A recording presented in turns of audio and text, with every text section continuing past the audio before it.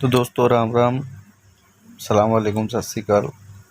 तो दोस्तों इस वीडियो में हम लोग प्लास्टर के बारे में पढ़ेंगे कि प्लास्टर होता क्या है, इसका क्या एडवांटेज है, मटेरियल का क्या रेशियो होना चाहिए, एक प्लास्टर से हम क्या क्या उम्मीद कर सकते हैं।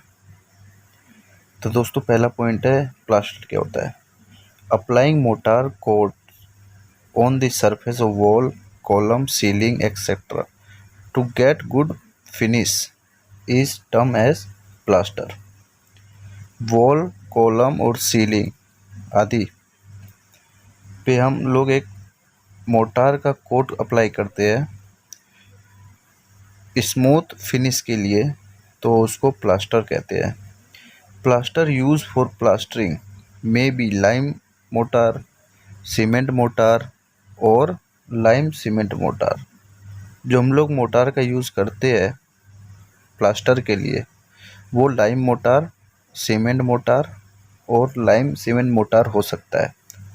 Lime motor used shall have fat lime to sand ratio of 1/3 और 1/4। जो लाइम मोटार होता है उसमें जो लाइम फैट होता है उसका रेशियो जो होता है 1/3 या 1/4 होता है। If hydraulic lime is used mix preparation, अगर हम लोग हाइड्रोलिक लाइम का यूज़ करेंगे तो उसका रेशियो होगा 1/2, जिसमें 1 लाइम और 2 सोडा है, सैंड है।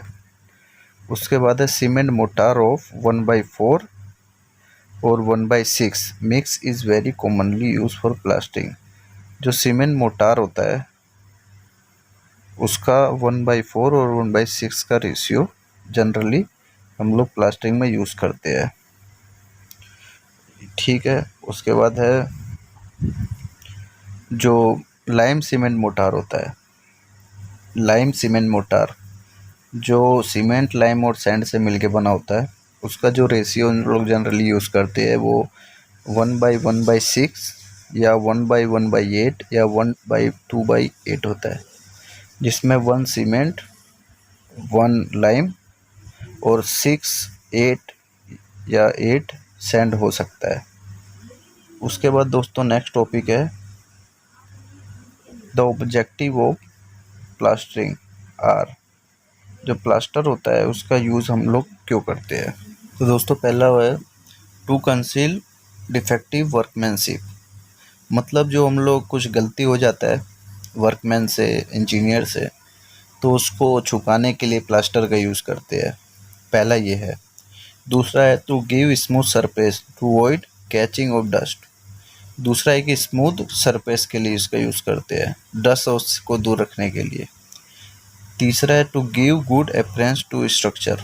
जो गुड अपीयरेंस होता है स्ट्रक्चर का वो प्रोवाइड करता है प्लास्टर, उसके लिए यूज़ करते हैं। फोर्थ है to protect the wall from rain water and other atmospheric agencies.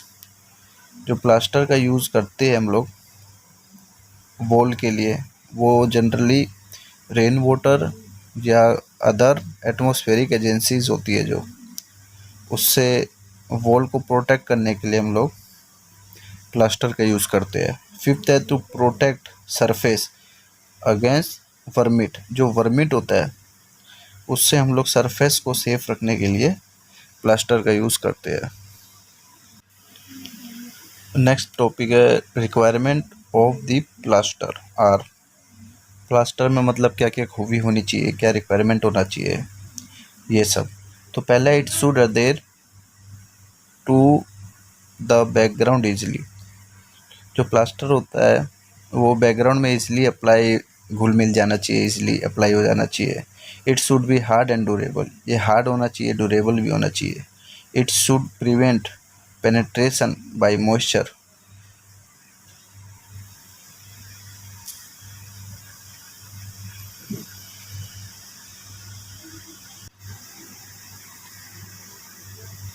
It should prevent penetration by moisture. जो मॉइस्चर होता है, नमी होती है, उसको आने से रोकना होना चाहिए प्लास्टर को।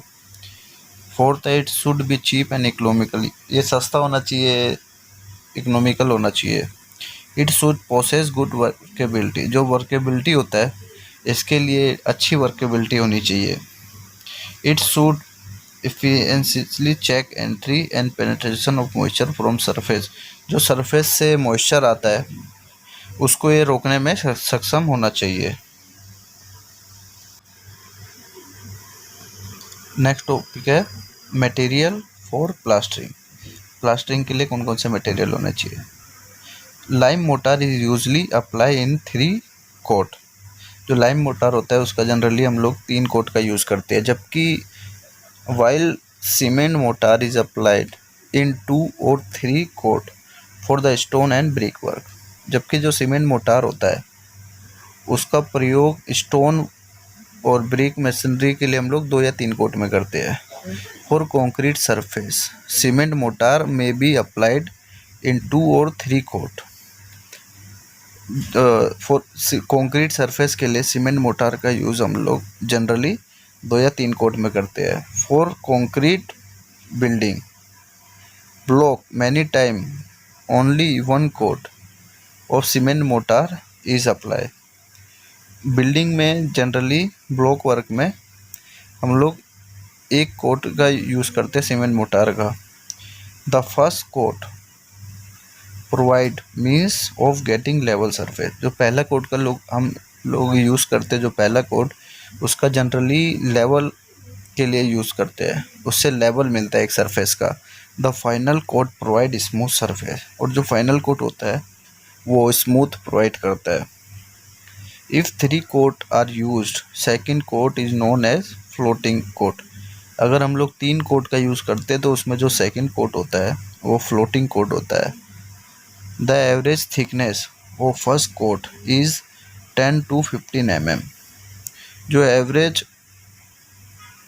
जो फर्स्ट कोट होता है उसका एवरेज थिकनेस 10 से 15 mm होता है। और जो मिडल कोट होता है उसका थिकनेस 6 से 8 mm। और जो फाइनल कोट होता है उसका 2 से 3 mm थिकनेस होता है। If single quote is used it's thickness is keep between 6 to 12 mm। अगर हम लोग सिंगल कोट का यूज़ कर रहे हैं तो उसका हम लोग को 6 से 12 mm का थिकनेस रखना चाहिए। Such coat are used on concrete surface not exposed to rain। The mortar used for plastering work can be classified into 3 category। जो मोटार हम लोग यूज़ करते हैं प्लास्टरिंग के लिए उसको 3 कैटेगरी में बांटा गया है। Lime mortar, cement mortar and water proof mortar. तो lime mortar it consist of equal volume of lime and sand. These two materials are carefully ground in mortar mill। Flat lime is recommended for plastering work। जो lime mortar होता है ये consist होता है lime से और sand से, 2 material का मिलकर बना होता है, लाइम और सीमेंट। और जो सीमेंट मोटार होता है the cement motor consist of 1 part of cement and 4 part of clean course and angular river sand. 1 part इसमें सीमेंट होता है सीमेंट मोटार में और 4 पार्ट 4 पार्ट सैंड का होता है। और सैंड कौन सा, एंगुलर रिवर सैंड। और लाइम मोटार में 1 सीमेंट होता है और 1 ही लाइम होता है।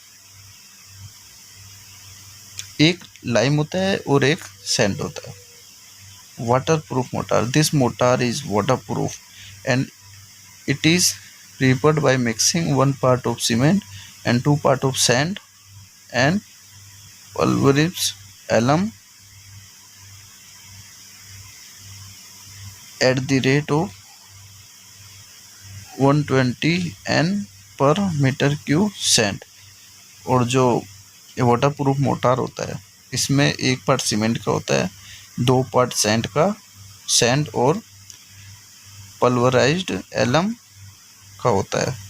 जिसमें सैंड होता है ये रेट होना चाहिए at the rate of 120 Newton पर मीटर क्यूब, इसका होना चाहिए।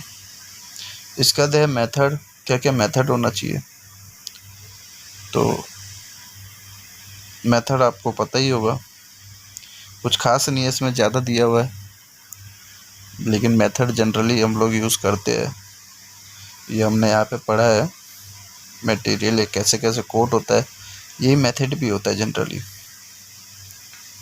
Techniques, internal plastering on surface of brick और कंक्रीट, ये जनरली हम लोग ने थिकनेस पढ़ लिया है, रेशियो हमने पढ़ लिया है, ये कुछ नहीं है, बस ऐसी थ्योरी है। एक्सटर्नल वॉल प्लास्टरिंग, इसमें भी 1/4 का सीमेंट का यूज़ करते हैं, बस इसमें थोड़ा एक्सटर्नल प्लास्टर में थोड़ा थिकनेस ज़्यादा आ जाता है, क्योंकि हमें एटमॉस्फेयर एजेंसीज जो होती हैं उनसे हमें प्रोटेक्ट करना होता है, तो इसमें 15 सेंटी 20 सेंटी तक का एक्सटर्नल प्लास्टर आ जाता है। सॉफिट प्लास्टरिंग, सॉफिट फिनिश, जो सॉफिट होता है उसमें प्लास्टर करते हैं, तो ये जनरली वो है। इसके बाद improving joint of block brick work and structure concrete, 20 mm wide chicken mesh will be fix at the joint, जो जॉइंट होता है उसमें 20 mm का चिकन मैश का यूज़ हम लोग करते हैं। अगर चिकन मैश नहीं है तो हम लोग प्लास्टिक मैश का भी यूज़ कर सकते हैं। Concrete surface will be wash and clean, जो हम लोग जो कंक्रीट का सरफेस होता है जॉइंट पे, उसको वॉश कर ले, क्लीन कर ले। Concrete surface which are to be plastered will be roughen और पुट स्पॉट सीमेंट स्लरी। और जो थर्ड पॉइंट है ये बताता है कि जब हम लोग जॉइंट पे प्लास्टर करने जाएंगे तो उससे पहले थोड़ा रफ कर ले, या जो सीमेंट की स्लरी होती है वो उस पर डाल दे। नेक्स्ट टॉपिक है डिफरेंट प्लास्टरिंग टेक्निक, जो प्लास्टर की टेक्निक होती है वो, इसका जनरली हम लोग को वो नहीं है। वेट प्लास्टरिंग होती है, dry lining plastering, wet plastering, defect in plastering. इसके बाद remedies of minimum defect plastering, the brick work and plastering should be carried out in the best workmanship manner. जो प्लास्टरिंग होता है, ब्रिक वर्क होता है, ये अच्छे वर्कमैनशिप में होना चाहिए। The bond of brick work should be maintained properly, जो बॉन्ड होता है ब्रिक वर्क का वो प्रॉपर मेंटेन होना चाहिए, एक के नीचे एक नहीं होना चाहिए। या तो बॉन्ड इंग्लिश बॉन्ड हो जाए, इंग्लिश बॉन्ड भी चलेगा। The brick of superior nature should only be used for brickwork. The water free from salt should be used for brickwork and plastic. जो वाटर का हम लोग यूज़ करते हैं उसमें सॉल्ट नहीं होना चाहिए, ब्लॉक वर्क में और प्लास्टिक में, और क्यूरिंग में भी नहीं होना चाहिए। The surface to be plastered should be well watered so that it may not absorb water from plaster. जो सरफेस में हम लोग प्लास्टर करते हैं उससे पहले उसको पानी से पूरा क्यूरिंग करना चाहिए, ताकि जो प्लास्टर का पानी होता है वो उसको ना एब्जॉर्ब करे। The damp proof course should be provided eight convenient place in building, जहाँ पे डैम्प प्रूफ का, जहाँ पे डैम्प हो, पानी का वेट एरिया हो, वहाँ पे डैम्प प्रूफ कोर्स को पहले करना चाहिए, उसके बाद प्लास्टर करना चाहिए। The overall construction should be such that the penetration of moisture is prevented. The fresh plaster surface should be protected from surface quantity of water such a rain and excessive heat such as sun। तो दोस्तों ये generally theory होता है plaster का, कुछ ज़्यादा खास नहीं है, नॉर्मल है, एक बार पढ़ोगे तो हो जाएगा। तो दोस्तों वीडियो अच्छी लगी तो वीडियो को लाइक करना, चैनल को सब्सक्राइब करना और बेल आइकन पे क्लिक करना, ताकि आने वाले टाइम में और आपके लिए ऐसी सिविल की वीडियो लाते रहे। तो चलिए दोस्तों, मिलते हैं अगले वीडियो में।